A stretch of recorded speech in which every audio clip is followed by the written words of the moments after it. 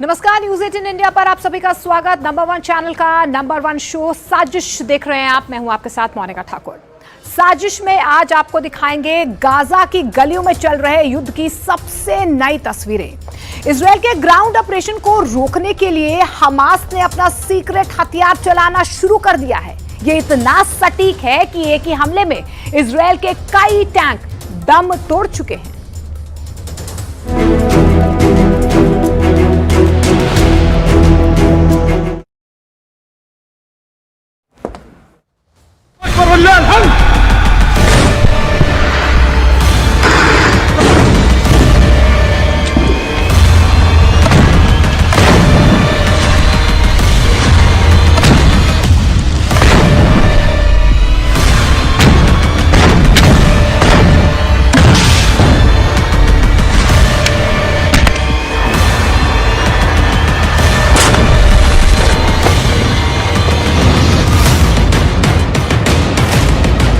Hamas के इस video ने तेल अवीव से लेकर वॉशिंगटन डीसी तक हड़कंप मचा दिया है।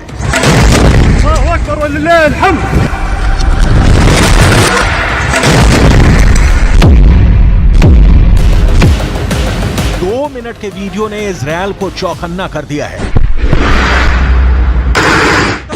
इसके हर एक सेकंड में इतनी आग है कि गाजा के युद्ध का सबसे खतरनाक चेहरा सामने आ गया है।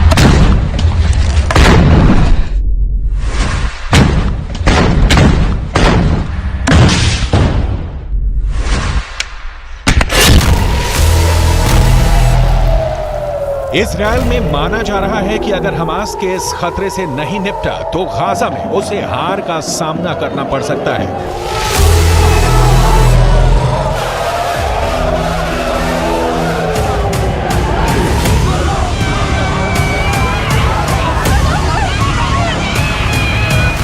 बहुत से हमले हो रहे हैं, बहुत से धमाके हो रहे हैं।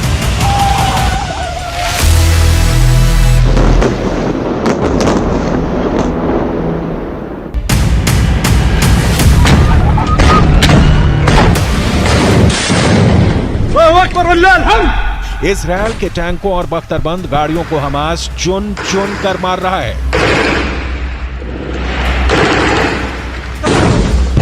हमास ने क्या दिखाया, इजरायल ने क्या छुपाया, कौन गाजा में एक्सपोज हो गया? इसकी फायर पावर में दम है और किसने 24 घंटे के अंदर कौन सा बड़ा दावा किया है।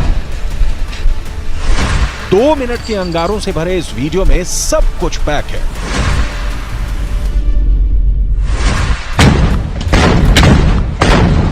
आग बहुत ज्यादा है। कौन कितनी लाशें गिरा रहा है?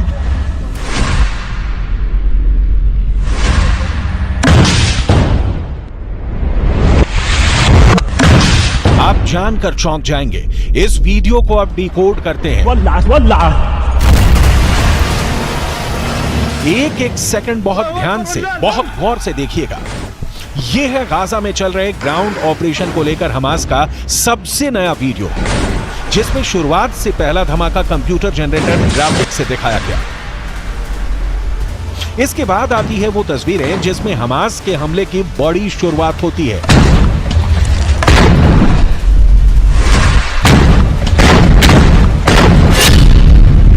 खंडर बन चुके गाजा की एक इमारत से दिखाई देता है इजरायल का मरकावा टैंक। हमास मोर्चा संभालता है और फिर छुप कर फायर करता है यासीन रॉकेट। रॉकेट फायर करते ही हमास का यह दस्ता दूसरे कोने पर भागते हुए पहुंचता है। एक टूटे हुए दरवाजे के बाहर रॉकेट ताना जाता है और फिर वहां खड़े इजरायल के एक टैंक पर यासीन एंटी टैंक रॉकेट दाग दिया जाता है। तीसरा हमला भी आड़ से किया जाता है। टारगेट पर इजरायल का टैंक है और हमला भी यासीन रॉकेट से किया जाता है। कुछ ही दिनों के अंदर हमास का यह रॉकेट पूरी दुनिया में चर्चा का मुद्दा बन गया है। चौथा हमला सड़क के पास खड़ी एक नेमर बख्तरबंद गाड़ी पर किया जाता है। इसमें 9 सैनिक बैठते हैं, इसलिए नुकसान का अंदाजा लगाइए।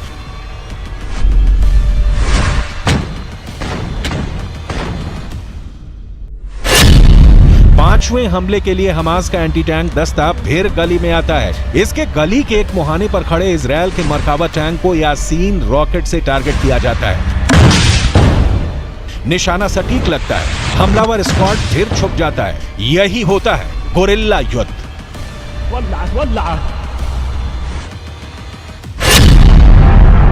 छठे हमले के लिए फिर यासीन रॉकेट से निशाना साधा जाता है। रोड की दूसरी तरफ एक मरकाबा टैंक खड़ा है और फिर धमाका एक दूसरे कैमरे से रिकॉर्ड किया जाता है।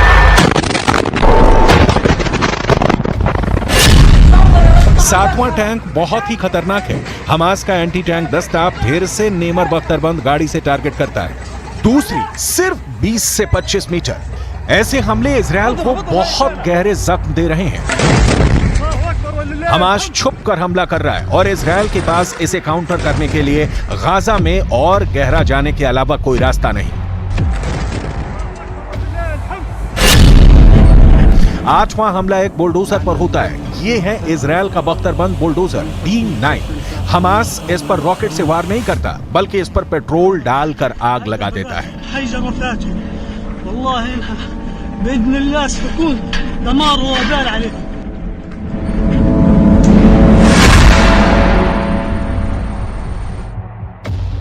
अभी तक के युद्ध में हमास का दावा है कि उसने इजरायल के 60 से ज्यादा टैंक और बख्तरबंद गाड़ियों को तबाह कर दिया है।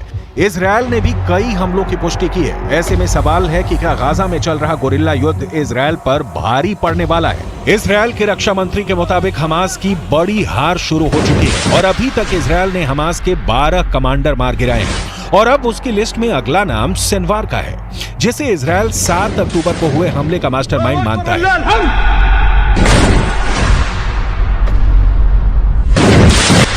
המסגרות האלה הולכות ומתכרסמות, הולכות ומתפרקות כתוצאה מהפעולה הנחושה של לוחמי צה"ל.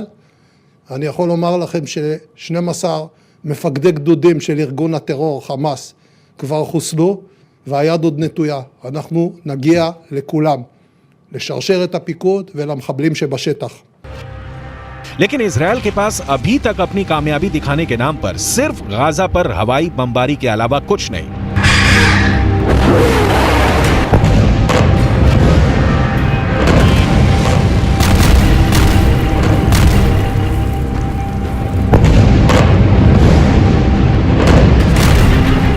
जबकि हमास जो वीडियो जारी कर रहा है उसमें इजरायल के टैंक फटते हुए साफ नजर आ रहे हैं। इन सब हमलों में हमास का यासीन रॉकेट इजरायल के लिए बहुत बड़ा खलनायक बनकर उभरा है। यासीन रॉकेट कैसा होता है, इसे समझने की कोशिश करते हैं। ये रॉकेट एक तरह से आरपीजी यानी कि रॉकेट प्रोपेल्ड ग्रेनेड का ज्यादा खतरनाक वर्जन है, ज्यादा डेंजरस है और ये है यासीन 105 रॉकेट, जो कि रशिया के भी PG-7VR की नकल कहा जाता है, यानी कि उससे भी ज्यादा खतरनाक कहा जाता है इसे। लेकिन इस रॉकेट की खासियत क्या है? इस रॉकेट में 2 स्टेज वॉरहेड लगे होते हैं, यानी कि इसमें 2 जगह विस्फोटक होते हैं, एक यहां एक यहां। अब समझिए ये क्या काम करते हैं। इन्हें सबसे पहले तो आप ये जानिए कि टैंडम वर्जन कहा जाता है, यानी कि एक विस्फोटक इसमें आगे लगा होता है ठीक इस जगह पे, वहीं दूसरा विस्फोटक पीछे की तरफ 105 मिलीमीटर के दायरे में होता है। और टैंक में जो एक्सप्लोजिव रिएक्टिव आर्मर यानी कि एरा जो कवच होता है, पहला जो विस्फोटक यहां लगा होता है उसे भेदने का काम करता है, जिसके बाद 105 मिलीमीटर वाला वॉरहेड बड़ा ब्लास्ट करता है और फिर तहस नहस तबाही ला देता है और ये किसी भी टैंक की बख्तर को आसानी से भेद सकता है। एक बार ये वॉरहेड टैंक में घुसता है तो समझ लीजिए कि अंदर जो भी होगा वो जल जाएगा, उसके चिथड़े उड़ जाएंगे, उसके बचने की कोई उम्मीद नहीं होती है। और इसी रॉकेट से 7 अक्टूबर को जब हमास ने इजराइल के टैंक पर हमला किया था तो फिर उस बाद अंजाम क्या था हम सभी ने देखा था। हमास के गोरिल्ला युद्ध में सुरंगों का इस्तेमाल हो रहा है। हमास के एंटी टैंक दस्ते सुरंगों से निकलकर इजरायल के टैंकों पर विस्फोटक फिट करने लगे हैं। ये बात इजरायल को बहुत परेशान कर रही है। ऐसे ही एक वीडियो में हमास का एंटी टैंक दस्ता इजरायल के एक मरकाबा टैंक पर विस्फोटक लगाकर आ जाता है।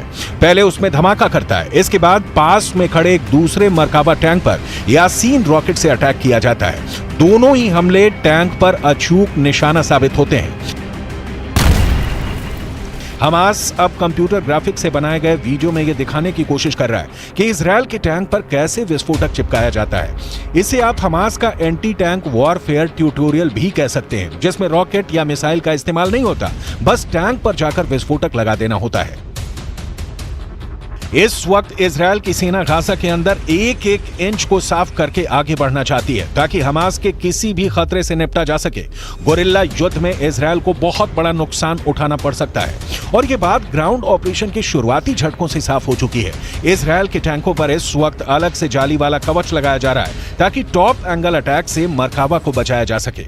इजरायल का ग्राउंड ऑपरेशन अभी उत्तरी गाजा में चल रहा है। इजरायल की सेना एक एक कोने को तलाश रही है क्योंकि कहां पर सुरंग होगी और कहां से हमास का अगला हमला होगा इसकी उसे भनक तक नहीं लगती और हमला हो जाता है। जबकि इजरायल का दावा है कि हमास के कई कमांडरों की कब्र खोदी जा चुकी है।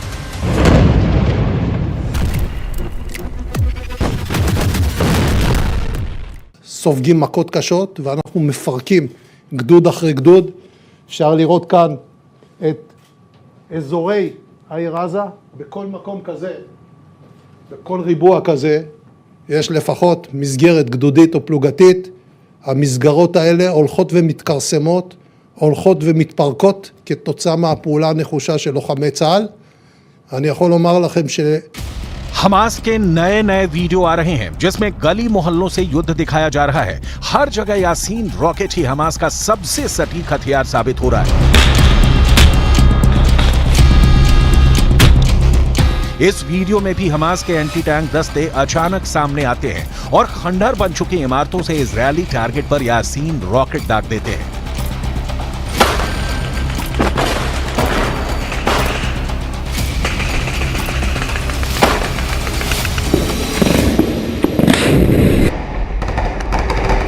इस रॉकेट को हमास ने अब अपनी जरूरत के मुताबिक तैयार कर लिया है और वो इजराइल के टैंकों और बख्तरबंद गाड़ियों पर इससे हमला कर रहा है। इजराइल टैंकों के खिलाफ ये काफी कारगर माना जाता है। आप सोचिए कि इजराइल तो पहले ही अपने एडवांस्ड आर्मामेंट्स के लिए जाना जाता है और इजराइल सबसे ज्यादा अपनी सेना की सुरक्षा में खर्च करता है। अब इजराइल के टैंक्स को भी अगर ये भेद पा रहा है, उसके कवच को भी अगर ये भेद पा रहा है, तो समझिए ये कितना ज्यादा डेंजरस है, इसकी मारक क्षमता कितनी ज्यादा है। दुनिया भर में ये किसी भी सेना या फिर मिलिशिया का सबसे खतरनाक हथियार माना जाता है क्योंकि ये किसी भी एंटी टैंक मिसाइल के मुकाबले सस्ता होता है लेकिन तबाही उतनी ही ज्यादा मचाता है। आप समझिए कि जेवलिन जैसी मिसाइलें जो कि करोड़ों के निर्माण के बाद बनती हैं, ये महज कुछ डॉलर्स में ही बनकर तैयार हो जाता है, यानी कि सस्ता भी है, टिकाऊ भी है और सबसे बड़ी बात खतरनाक यानी डेंजरस भी है। यासीन रॉकेट का नाम हमास को कायम करने वाले शेख अहमद यासीन पर रखा गया है। 2004 में इजरायल ने एक हमले में शेख अहमद यासीन को मार डाला था, लेकिन अब इस रॉकेट को अपना सबसे बड़ा हथियार बना चुके हमास ने एंटी टैंक दस्तों में इसकी सप्लाई तेज कर दी है।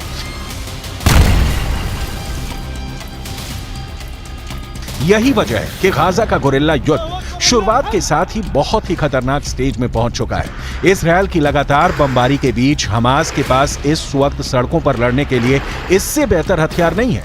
ये बात इजरायल भी जानता है और उसके सामने इस रॉकेट का तोड़ निकालना बहुत बड़ा चैलेंज बन चुका है।